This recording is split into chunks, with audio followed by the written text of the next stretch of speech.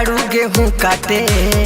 एहो सुन लाग जाइलू, आज बेसी गर्मी बाटे, जाताड़ू गेहूं काटे।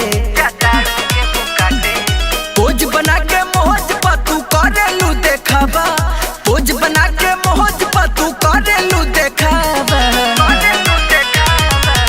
लग जाइलू बहे हवा ए बबी कम करी ना दावा, लग जाइलू बहे हवा ए बबी कम करी ना दावा।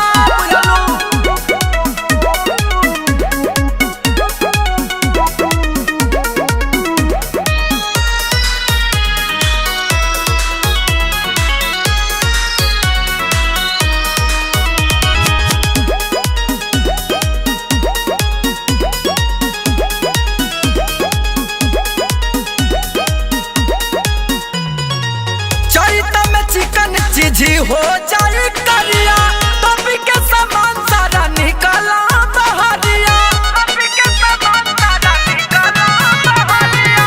चैत में चिकन चीजी हो जाए करिया, तभी के सामान सारा निकला बहरिया।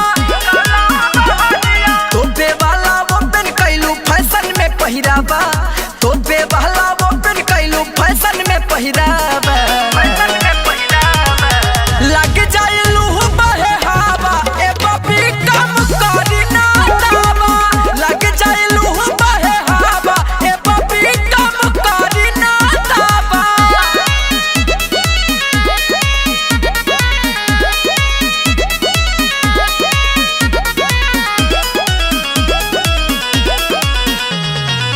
बाबा अखिलेश कहे राजगाजीपुरी, मिला उपेंद्र माजा देही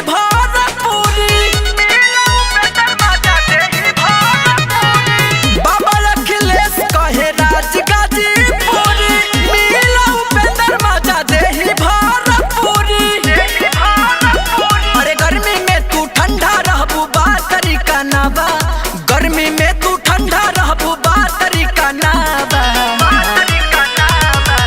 लग जाइलू बहे हवा ए बबी कम करी ना दावा, लग जाइलू बहे हवा ए बबी कम करी ना दावा।